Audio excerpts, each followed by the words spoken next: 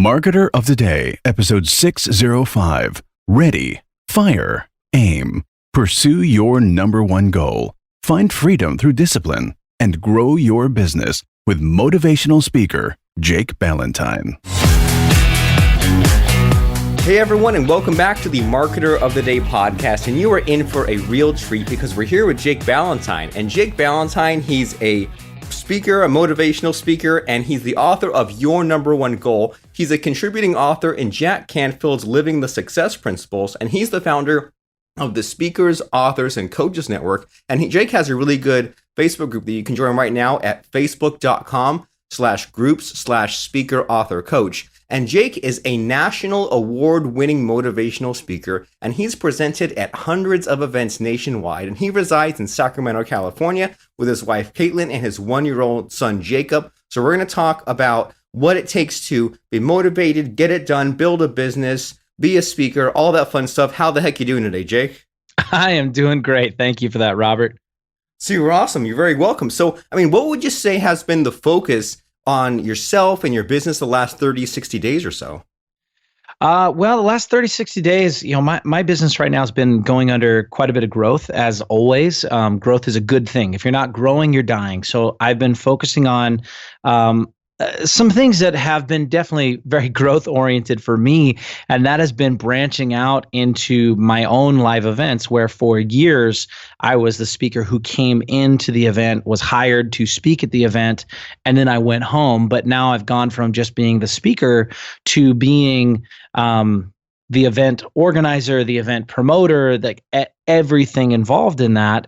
And so that's where my focus has been. Awesome. Well, exciting stuff. And what's the reason for that changing from being the person that goes to events to having your own events? Is it like a travel thing or a money thing, or just tired, want them to come to you? What's the reason behind that? Really what it comes down to is two things, to make it as simple as possible. What it really is impact and income. And yes, there's a lot. You can get paid quite a bit of money being a for-hire speaker, but really building a business. So there's a big difference between somebody who's self-employed and somebody who owns a business. Those are two very different things. And in the world of being a for-hire speaker, it more falls under the line of a self-employed person. Because you are the one who needs to go out and do all the things. Now, I'm not saying that there's not work involved. And yes, I'm still going to be the one speaking at these events, but it's a much bigger thing that I am building now. And like I talked about growth, I got to a point to where I said, okay, I want to grow. Now, in what direction do I want to grow? Do I want to just do more speaking engagements, or do I want to do something entirely different that's going to take me to a whole different level? So I made a decision. The beginning of this evolution started probably 2 years ago, and it's been little by little things changing. The focus has moved to basically everything I'm doing has gone from self-employed to business. And like I said, two very different things. And so the changes and all the changes I've done over the last 2 years, there are different reasons behind the scenes why I'm doing that. But the change is because I'm going from self-employed to business owner. Okay. And that's really interesting. And that sounds like an exciting place to be. And I think that, sometimes we all kind of go through those cycles, right? Those phases where we're like, I don't know what I want to do. I'm going to put all these feelers out. I'm going to put in a bunch of activity. I'm going to land some speaking gigs. I'm going to make some of the websites. I'm going to launch some of the products. I'm going to do all these different things and create a little bit of a mess for myself until I kind of get that variety, right? I see what's making money. I see what I like, what I don't like. And then it comes time to kind of 80-20 things and sort of streamline things. And it seems like that's where you're at now, where you're like, I have all these things going on and it's working. And now that I've gone past that first stage of proving that it works, now I'm in this stage of picking and choosing what it is that I want to do out of what works, it sounds like. Kind of. I see that perspective not entirely accurate. And the reason why I say that is because a part of the reason of the change is I really reached I reached my goals that I set out to reach in my business, in the speaking side of the business as the for hire speaker. So it's not like I did that and did it for a while and then kind of went, I guess I'll change this or move that. I literally reached what I intended to reach. I set an intention out. I reached it. I did it full time for 5 years. And then I went, okay, now I'm ready to grow. And I knew that I didn't want to grow I guess I started to feel stagnant because I was doing kind of the same thing. Like I said, I did it for 5 years or that exclusively for 5 years. It's been 2 years since I've started making these shifts and changes. And what it came down to was I knew I wanted to grow because truth is, for everyone listening, happiness is found in growth, not found in achievement. I'm going to say that again. Happiness is found in growth, not found in achievement. And so I was feeling stagnant, even though I had achieved exactly what I had set out to do. And I knew I wanted to grow. And my ways of growing I had a couple different options of things that I wanted to do. And most of them involved, if I stayed in that same arena, it involved doing a lot more travel. And being the family man that I am, I did not want to do that. And so I started thinking, okay, well, how do I want to grow? And here's some shifts that I'm going to need to make in order to do that. So truth is the last 2 years has been much harder than it needed to be.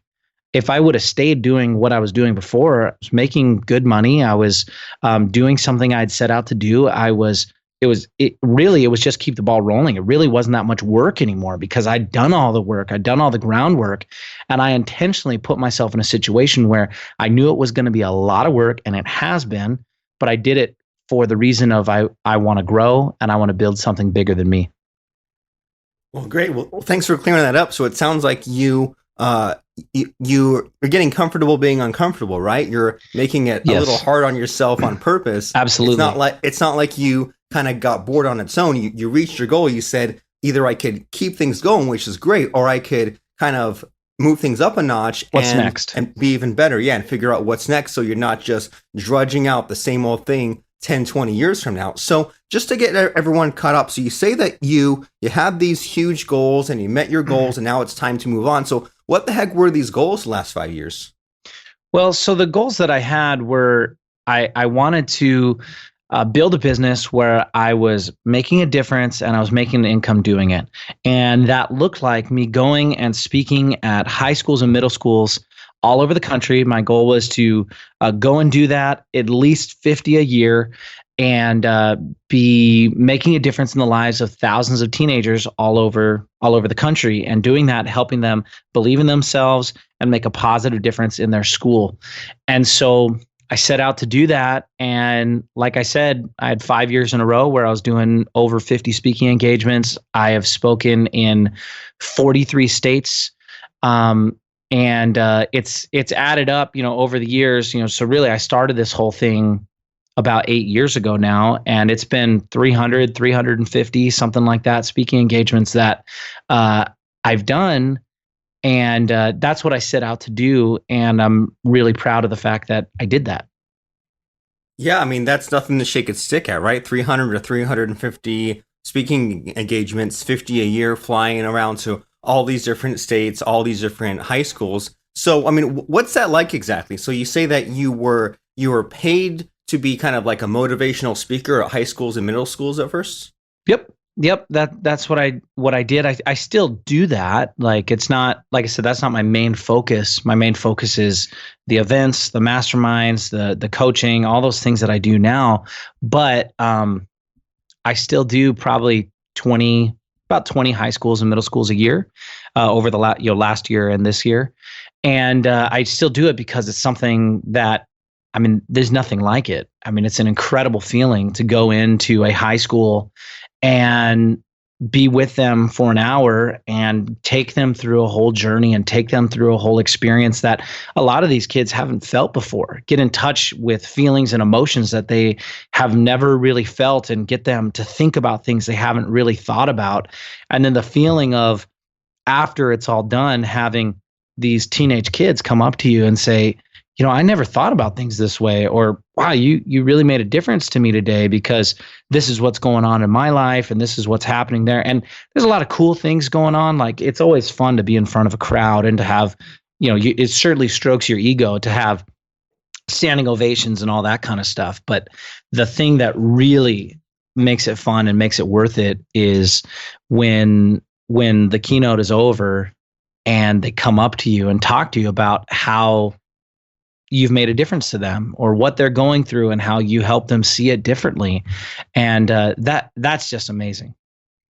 Yeah, it sounds like it. It sounds like it's really fulfilling, and it sounds like it's a maybe not super easy, but it seems like a simple way of making money, right? Like a pretty straightforward way. You show up at your gigs, you give your spiel, you give your presentation, you talk for an hour, you get paid. So it just sounds like a matter of, well, how many of those gigs can I do in the time that I have, right? It seems like once you're kind of rocking and rolling with this business model, there's not a lot of guesswork, right? It's just a matter of, like, it sounds like plugging away at the speaking gigs and then just showing up and delivering. Is that on the right track? Totally. Once you have it dialed in, then it's pretty simple. Now, there's definitely a difference between simple and easy. Those are two very different words, which people confuse quite often. But I think that simple, anyone who has a complex business, you should think about making it more simple, because complexity is the enemy of execution. It's very challenging to do things. A lot of times, the reason why maybe you're not doing things, maybe you're not taking action on some of the goals you have or whatever, a lot of times maybe it's just too complicated. And it doesn't need to be that complicated. When I went into business, I came out of college and I started this business. I've never worked for somebody else. At least I had jobs and stuff during college and high school and all that kind of stuff. But I really haven't had like a quote unquote career where I had a real boss. And I always thought that's what I would do. And I look at it and I go, it's really not that, it's really not that complicated. It certainly doesn't need to be that complicated to go and make money. And when people make it complicated, that's when it gets hard. Yeah, I agree completely. And I deal with frustrations like that all the time, where I'm working with someone and I'm like, okay, we need to, this program has to work, or we need to reach out to 600 leads. And I go back and I say, well, did you? And they say, oh, no, well, I set this up and I set up this process and I made this plan. And I'm thinking, well, a plan and a process is great, but why hide behind that complexity if you spend an hour planning something, if you could have just spent that hour getting it done, right? Like there's sometimes when you just have to just get some stuff done, simplify it. Execution, like honestly, a perfect plan is great. But first of all, you do not know that your plan is perfect until you try it out and then do it. So I use the principle of ready, fire, aim. Rather than ready, aim, which is what most people do. And then they finally take action and fire, and they realize that they're off. And then they need to adjust. But if they just went, you know what? Okay, get ready, fire, and then aim, being as in I take the shot and I realize that, well, I was off up and to the right. Now I can adjust and I can get to that bullseye much quicker by just taking action and adjusting. I think that's the best way. That's the quickest way to get where you want to be. Take action, adjust, and you're going to get to that bullseye quicker than if you just continue to aim, continue to plan, continue all that stuff. The people who aren't succeeding in business, I mean, I know this is all about marketing, but the thing is it's really about execution. The reason why most people's marketing plans don't work is because they spent so much time, so many dollars, and so much energy on getting the perfect plan that when that plan doesn't work, they're crushed. They're crushed emotionally, and then they don't have the courage or strength to adjust because they've spent all of their emotion and their energy and everything on creating this plan. Where if they would have just went, okay, cool, here's my idea. I'm going to create an educated guess. I'm going to create a decent idea, but I'm going to take action. And then whether it works or not, I don't care. It doesn't affect me emotionally. I'm just going to say, great, it didn't work. Now, what does that mean? What's the feedback that's given me? Now, how do I adjust? Take action again. Okay, now I'm a little closer. It's still not there. How do I adjust? How do I adjust? And then you get there, and you get there so much quicker and much more effectively, because when you do the plan, most of the time it doesn't work. Right. Like what you're making me think of there is, I don't know if you ever do this, but like if I'm in my car and I'm driving somewhere and I'm going to go to some event or I'm going to meet with someone, sometimes I sort of in my head play out how I think it's going to go, right? Sometimes I just use my imagination and say, oh, like if I walk in, I might talk to this person and talk to that person. And never once, not out of thousands of times, has it actually played out that way, right? It's just a little bit of imagination, but it's never actually, I never showed up to a place or met with someone and everything has just come out exactly the way that I imagined it to. And I like your analogy there of kind of learning from your mistakes there, right? Like if you shoot the bow and arrow and it's 4 inches to the right, you're like, okay, I know that I need to move 4 inches to the left. If you never shot the bow and arrow, you have no idea if it's 4 inches or 4 feet or 4 miles, right? And that Totally. makes total sense how maybe people have a little bit of a sunk cost in there where they plan and they plan and they've been planning this one thing for 20 weeks and they're like, it's got to go right because if it doesn't go, then now I've wasted the last 20 weeks and I have to throw away those plans. So it sounds like sort of a scary place to be. So with all of your travels and your motivational speaking and doing the events, the mastermind, the coaching, plus also talking to the high school, middle schools still, do you see like a common thread happening here or like a common problem or a common thing that kind of holds us all back? Anything like that? Absolutely. What I have found is, like I said, so the first 5 years of my career, I was exclusively, really 6 years, I was exclusively working with teenagers. And then over the last year and a half, 2 years, I've been working with adults. And, the timeline might be, I'm not exactly sure. I'd have to, really look at a calendar to get those dates exactly right. But yeah, over the last 2 years, I've been working with adults. And what I've realized is there's no difference. The thing that holds people back is fear. And some people call it stress. Like high achievers don't get afraid. They get stressed. But in reality, they're stressed because they have a fear about something that's going to happen. And it really comes down to fear. A lot of teenagers, they have fears that they're going to be judged by their classmates or they're not going to be accepted. But adults, the thing that's holding them back is the same thing. The same thing is that they feel like they're going to be judged by some friend, by a family member. What are people going to think about me? That's it. And so if you can get out of your way, and let go of your pride, let go of your pride. The best thing you can do to be successful is let go of the meaning of what it means to fall on your face. Who cares if it doesn't work out? If it doesn't work out, well, what's the big deal? It really doesn't matter. But if you're so connected to the idea of it not working out and that meaning something terrible about yourself, you're never going to take action. But the people who say, I think this is going to work. I'm going to give it my best. And if it doesn't work, it doesn't work. I'll just do something else.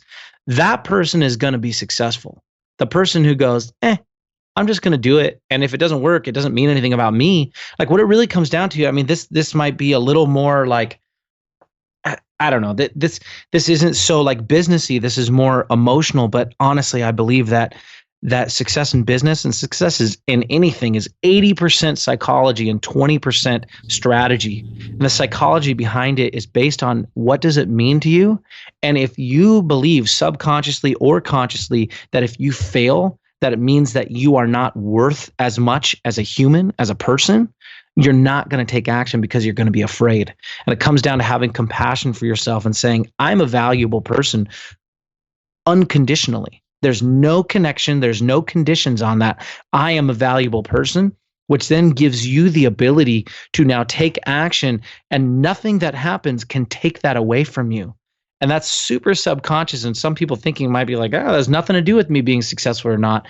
But examine it and think about when you fail or when you think about failing, if you think about what it will be like, consciously or subconsciously, do you feel that it affects your value as a person? And if it does, that's going to show up and cause problems in your success.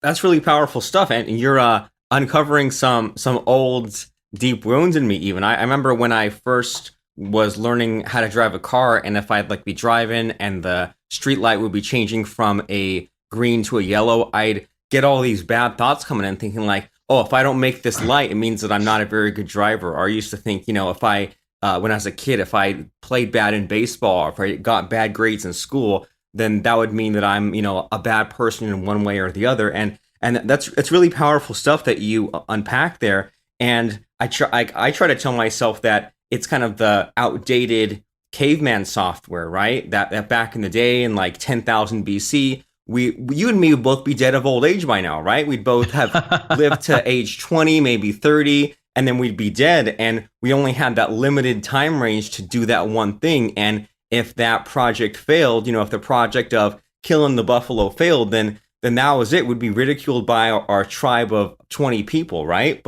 So yeah, I try to tell myself that a lot of those fears that we all experience are kind of out of date and totally irrational. And, making the website, and if the website doesn't work, or if the launch isn't quite what we wanted, well, then we still have, 80 years left of lifetime to recover from our mistakes. It's not just an all or nothing. It's not all riding on this one thing. And so how do you kind of balance that? How do you balance the kind of the stress and happiness part with also being disciplined and motivated and getting all this stuff done?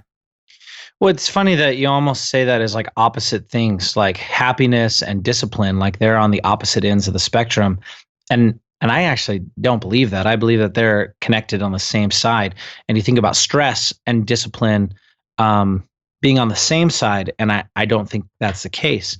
I think that discipline actually creates freedom. That creates freedom in your life. When you are disciplined, when you are not disciplined, you put yourself in a situation very often where you have no freedom, because you get to a point to where you weren't disciplined early on. Let's say you weren't disciplined over the last 2 weeks, and there's a deadline coming up tomorrow. That's a lot of stress going on now because I don't have freedom. My choice is either to not reach the deadline or to just go crazy over the next 24 hours. And that's because I didn't have discipline. And I think that what it really comes down to is having the discipline to put in the work every single day. You were talking about outdated thoughts. Truth is our brains, the mind that we have, not your mind, not my mind, the mind, the things that we have, the mind has evolved over whatever you want to say, millions of years, thousands of years. The mind has evolved to a point to where we look for what's wrong in life. We look for the problems because we're looking at the things to protect us, because we still have that caveman brain thinking, is there going to be a tiger on the other side of this bush? So we hear a noise and we feel fear. Why? Because it's protecting us. Now we have the fear of, what if somebody doesn't like my product? In our minds, we still see that as, I'm going to be eaten by an animal. Now, that sounds crazy, but that's the truth. So what we need to do is have the discipline to condition our mind day in and day out for looking for the good. Discipline our mind for looking for the things that are right. To discipline our mind for focusing on the gratitude and focusing on things going right.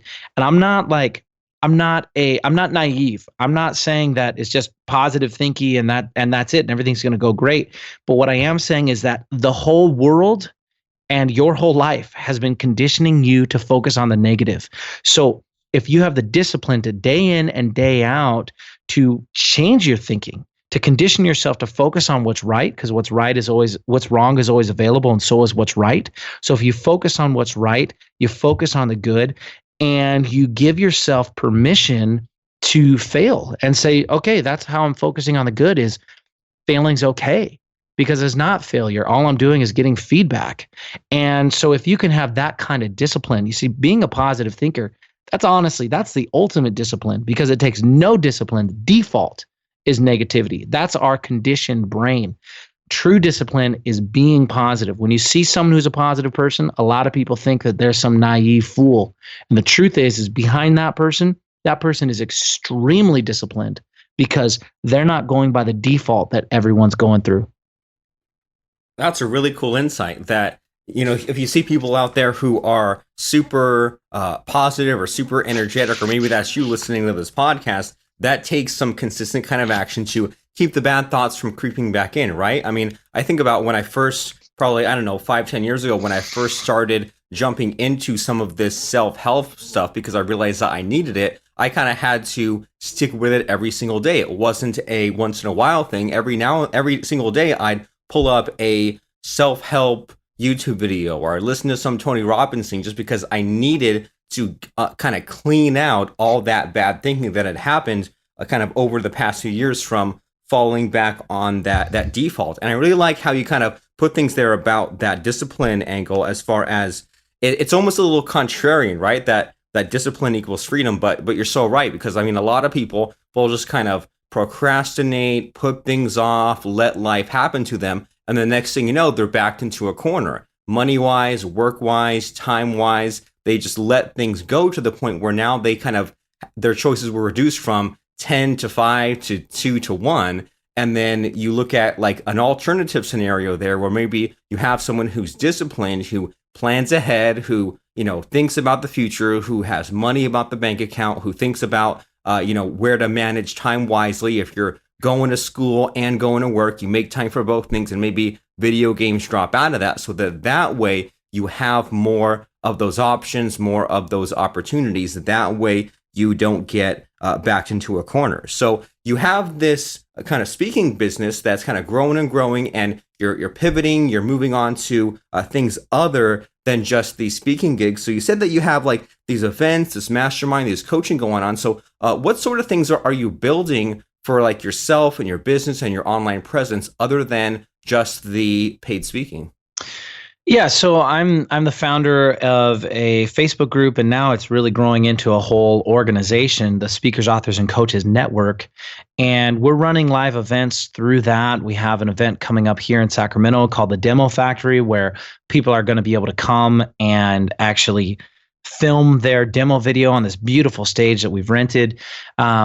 We're doing our first annual summit in January. It's January 24th, 25th, 26th in Los Angeles, California. That's going to be a 3-day event that's going to be happening every single year. It's going to be an annual event where we all get together and focus on, okay, let's gain clarity and take action so we can have more of an impact and more of an income through sharing our messages. That's really the key of it, is that one live event, and then from there, the subsequent live events throughout the year.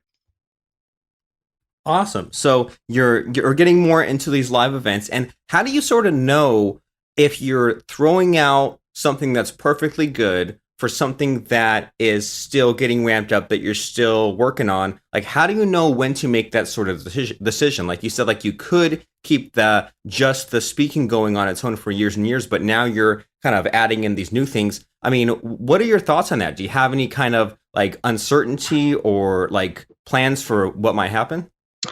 Oh, I had some uncertainty 2 years ago. I don't anymore, not at all. And the reason why is because it's working, and it's working very well. But I certainly did have a lot of uncertainty to it. Absolutely. There's a lot of uncertainty to it. And the truth is that all comes down to the idea of scarcity. That's all inside of scarcity right there. That's all fear talking. It's the idea that I probably can't do something else. This worked and it must have been a fluke. And so now I'm afraid to do something else. And I know that kind of was a little bit of it subconsciously. But the truth is like, you can do anything that you want to do. And when people get afraid about things, it's because of two things. One, it's because of impatience. Now, you can do anything you want to do. That doesn't mean you can do anything you want to do right now. Might take a lot of time. The other thing is just self-doubt and fear creeping in. But whatever it is that you want to do, you can do. So the question is, the time is right when you realize what it is that you want. And if something you want, if something has shifted, if something has changed, then it's time to make that shift. It's time to make that change. Really, when it comes down to it, like I said, anyone can do anything that they put their mind to. And so if you want something and it meets within your value, that's what I was thinking about. Sometimes I lose my train of thought, but what it really comes down to is deciding what you want. What's the life that you want? So that's your business. That's also your lifestyle, and figure out, what do I want? And like for me, Yeah, I love the way my business was going, but I wasn't willing to sacrifice, that growth. That growth would have meant going on the road more. And I wasn't willing to sacrifice that with a little boy that I have and a wife that I have and planning on having more children. I don't want that. I don't want to be gone all the time. That's a part of my lifestyle that I want it's a lot better for me to be gone, a few events, 6 events throughout the year. That's a lot better than being at, 50 to 100 a year.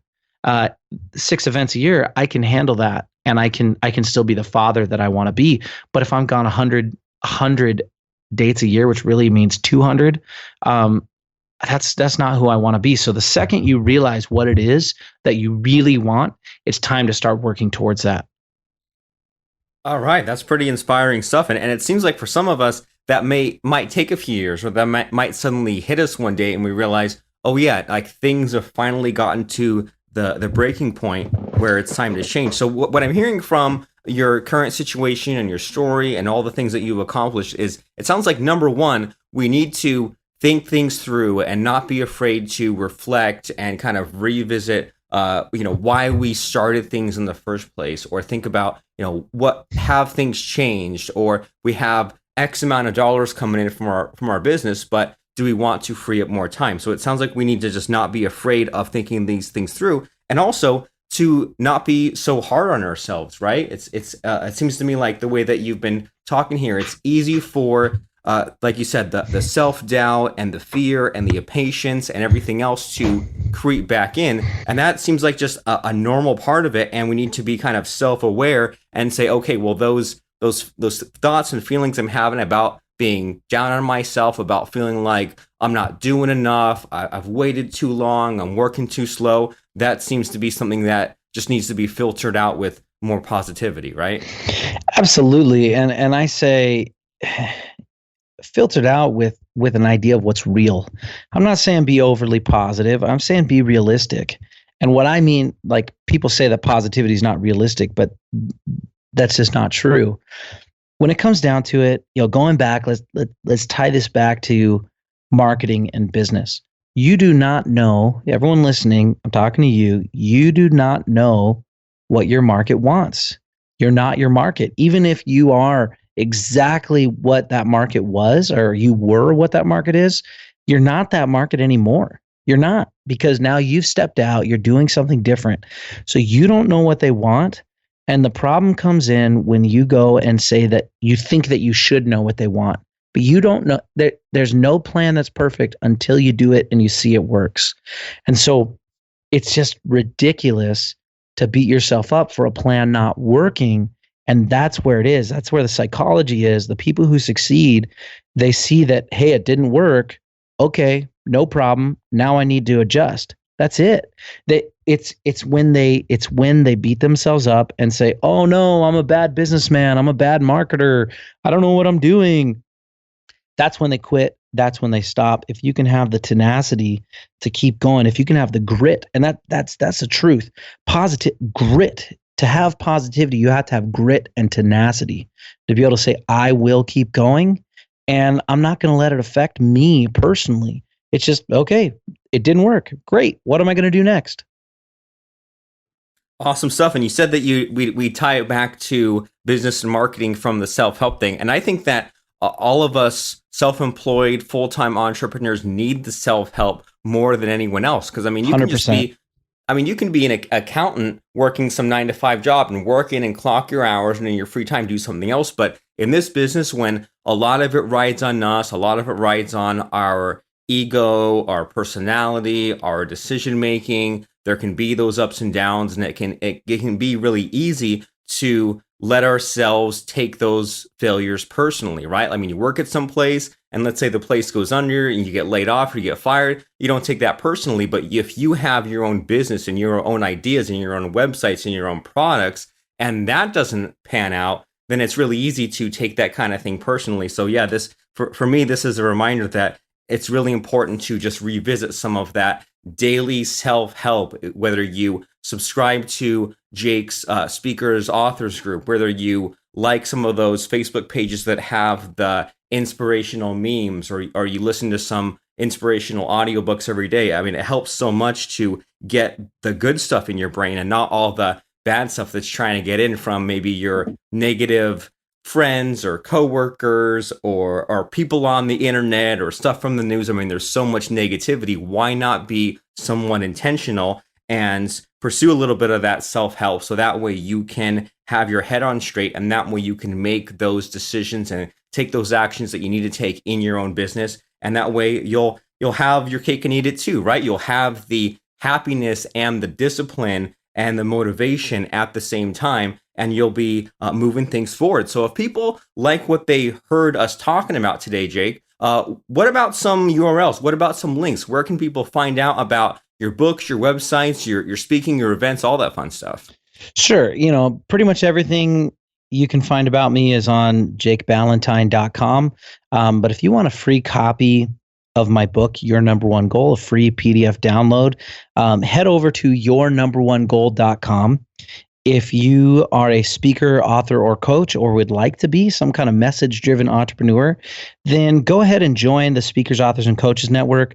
Robert said it earlier, but facebook.com/groups/speaker, author, coach. And also, I'm not sure exactly when this will come out, but at the end of September, we are launching the Speakers, Authors, and Coaches podcast. And that's going to be a great thing. So check that out. Awesome. And as far as that group, I mean, you're such a whiz at building stuff. I remember when that group only had a handful of people and I joined it, and I think I looked a few days later, and next thing I know, you said, hey, we're at 1,000 members in our group. And I was like, whoa, that was fast. This guy really knows how to bring people in. Well, now we're at 3,500 and growing. Jeez, maybe by the time, maybe people listen to this years from now and they'll be like, 1 million groups. I knew when he only had 3,000 members, right? Yep. Well, my goal is that a year from now we have 15,000.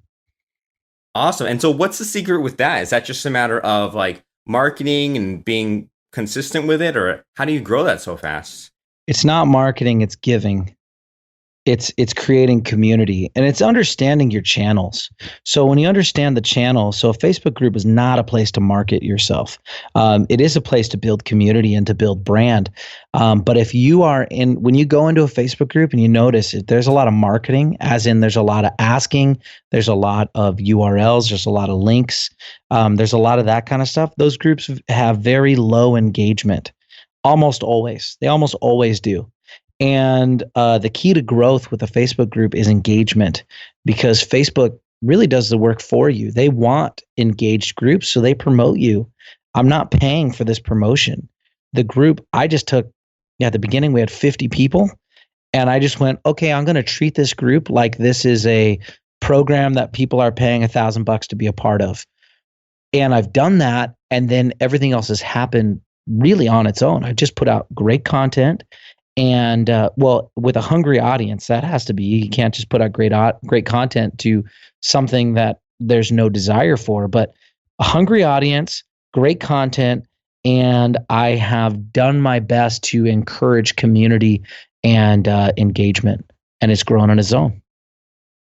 Fantastic. Well, you're definitely going to want to check out that Facebook group for yourself.